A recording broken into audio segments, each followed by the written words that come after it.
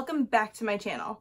So today, if you can't tell from behind me, we are going to be discussing the series of unfortunate events. So this, of course, will be a very depressing video. You should turn off your cameras, you should walk away, you should go see something much happier like ponies or unicorns. Do not watch this video. You will be filled with such a sad depression that you won't know what to do with yourself. I'll give you a minute. Okay, so if that didn't scare you away, I'm going to be talking about all three. I'm going to talk about the film, I'm going to talk about the books, and I'm going to talk about the TV show. So by the end of this video, you will know my full opinions on all things series of unfortunate events. As always, please feel free to give this video a thumbs up, subscribe down below, and hit the notification bell so you will know when I am posting. And without further ado, let's get into the video. So what kind of video would this be if I did not talk about the books first? Certainly not a booktube video, and that's what I'm making. I love the series of unfortunate events, the book series. I thought it was so smart, and I thought it was really, really cool when I was a kid, because you always want to read something that seems almost like smarter than you do, and that definitely was the series of unfortunate events. So it follows around three protagonists and a narrator. The narrator is Lemony Snicket. He is fascinated with these three children, the Baudelaire orphans. He finds that it is his solemn duty to tell the tale of the orphans and the terrible things that they encountered. The first of the Baudelaire children is Violet. She is smart, she is inventive, and she is thoughtful. All three of the children share this quality. The second one is Klaus. He is book smart. He is somewhat, I feel, inventive, and he is thoughtful as well. And then the third one is Sunny. She bites. She's a baby. The children are very similar in as far as what sets them apart from the rest of society, which is that they're very maudlin, they're very together, they're very calm, they're very, like I said, thoughtful children, and they're just the best in a world where everybody else sucks. So without getting into too many details, the whole premise of the book is that they are the Baudelaire orphans. So that means that their parents have passed away and that they are whisked off on this adventure and being chased by this Count Olaf who wants to steal their inheritance. And they meet many different crazy people who are their guardians, and they figure out some things for themselves. I thought that was a pretty good non-spoilery version. What I loved the most about these books is the tangents Lemony Snicket would go on. It was so funny. It seemed like there was always a theme for each book. Like the Grim Grotto was the water cycle, so he would go off on these random water cycle tangents about how boring it was to learn about the water cycle. And I just remember laughing as a kid because I would sit there and think, yeah, this is real boring. Let's flip to the action, Lemony. But there was always a theme on each book. There was always something to be learned, and it was always more than just a fiction book. So that's the thing that I love the most. Like I said, it made me feel smarter. It taught me big words so then I could intimidate other people. And I really loved the kids, and I wanted them to be safe forever. And I wanted them to have a happy home. So there's that. My favorite book in the entire series of unfortunate events is The Austere Academy, where they meet the Quagmire triplets. I loved the idea of introducing more orphans into the picture, which sounds terrible to say, and I liked having them play off each other. I love the Baudelaires, I love the Quagmires, and I just thought they went really well, and I just thought it was really interesting to see them kind of like interact because they're all essentially running from the same type of thing, and they're figuring out their parents' mysteries on their own. So that is my favorite of the books. If you're an adult today, I would have you read this via audiobook. Well, read, listen to, whatever your stick is in that battle, because I feel children's books are a lot harder to read once you hit a certain age. I just think that they are. And I think it's easier to listen to it and you pick it up more. Now, I will say this is one of the easier children's books to read for an adult because, like I said, the language is very smart, it's very snappy, it's very thoughtful.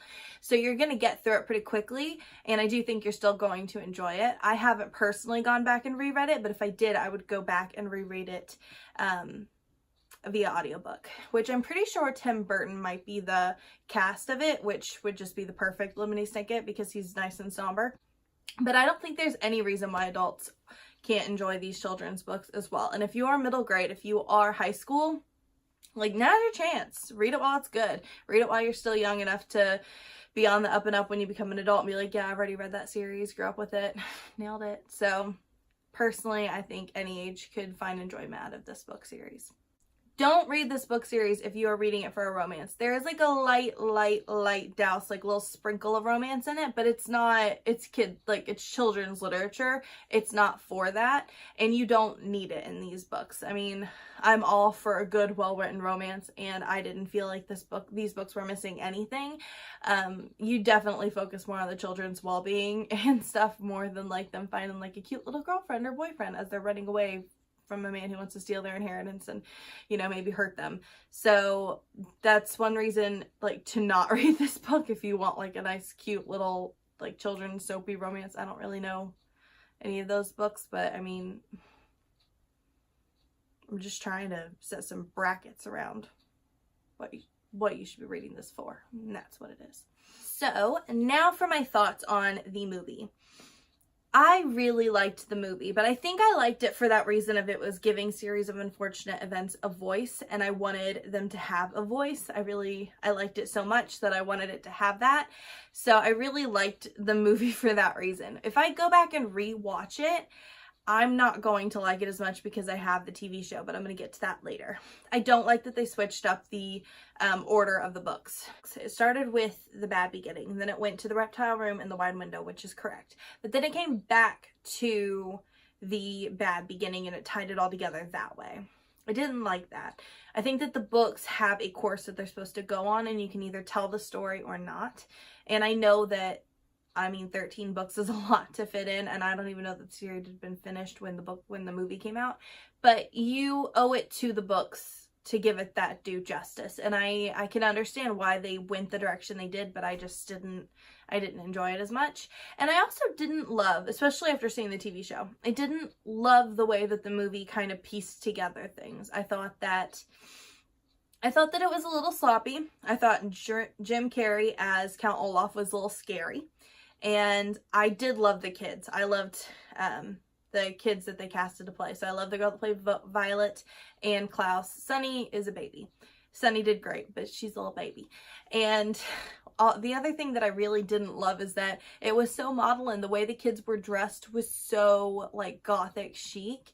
And yes, the kids are somber, the kids are thoughtful, but they're never like unnormal children. They are normal children. They play, they laugh, they joke, they are happy.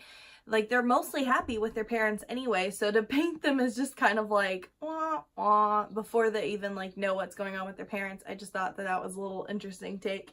Somebody definitely got excited with the emo phase. I was like, yeah, it's gonna be dark, it's gonna be gritty. I didn't like that. I also wasn't a huge fan of Jude Law as far as the cast of Lemony Snicket. Yeah, Lemony Snicket seemed a little creepy too, and he didn't need to be. I know that he's a weird guy who's like watching over the children and stuff, but he didn't need to be creepy. So as far as like the movie, I'd probably give it like a 4 out of 10 because it was somewhat entertaining, but it didn't really pertain to the books as much whatsoever. Now, if I were to rate the books again, being my age, I would give them an 8 out of 10. They still hold up. They're still great books. I know I said that I haven't reread them, but I mean, I can just remember. And I've gone back and I've at least read like one here or there. I just haven't read them all as a series. So I would still rate it really highly, even at my age now. Of course, when I was 15, I would rate them 10 out of 10 because they were the smartest books that I'd ever read, and that meant everything to me. So. And now for my favorite part, the TV show. I love the Series of Unfortunate Events TV show. There, I said it. I'll say it louder. I love it. It's so good. I love the cast. The kids that they got to play, Violet and Klaus. Oh my god, I loved them. They were so sweet and they were so great. Like the boy Louis. Oh my god, or it might be Lewis. I never know how to say that. But he was such a good Klaus, and I cared about his character so much. And I loved Melissa Weissman. I think that's her name. She was fantastic as Violet. Like, I loved them playing off each other. I really believed that they cared about each other and that they were the only things that they had left in the world. And then they had this little baby that they had to take everywhere with them. Like, I was sold. I believed them 100% that they were siblings. And I really love that they added the fact that they are Jewish because they're Jewish. And I thought that that was a great little touch. I don't think it's necessary to say, but I love Neil Patrick Harris. I thought that he had the right mix of scary and knowing that like he was Count Olaf and he meant business, and as like silly and funny, like he's Count Olaf. He's really stupid. So I thought that the entire show was well thought out, well put together. You could tell that they all had such a strong chemistry of like a family, and I loved what they expanded on in the books. It's what a TV show should do if it's going to be based off the books. It took the material it had, and then it developed it more and more until it filled in a lot of holes, and it made things make a lot more sense. I know there are still plot holes. Of course there are still plot holes, but I thought it did a good job for what it was, which was a TV show based on books that I loved. And every new episode, I was remembering more and more about what I had read, and I thought more and more like deeply about what I had read, and I just thought, wow, it's doing everything I'd hoped to do. And so I was so happy with the TV show. My favorite episodes were like very beginning and very end. I've never been a huge fan of the Vile Village. Still wasn't. Never been a huge fan of the Hostile Hospital. Still wasn't. But I just don't think that there was a lot to go on there. It did take things like the Grim Grotto and made it a lot more exciting. So that was great. The narrator was great. I loved him. I thought he was exactly what I imagined Lemony Snicket to be, which is very straightforward, very somber, and still very funny. So if I was going to rate the TV show, it would be a 10 out of 10. I've watched this as an adult. I will hopefully show this to my children. Like, I will continue watching it. I binge watch it. So it can't get much better. Like, it did better than the books for me because, like I said, I thought it expanded on it and it made it more than what it was. As always, these are my own personal thoughts. If you have very strong opinions on any of the series of unfortunate events and you see differently than I do, that is totally fine. In fact, that's great. It's all about having a conversation about books. It's not about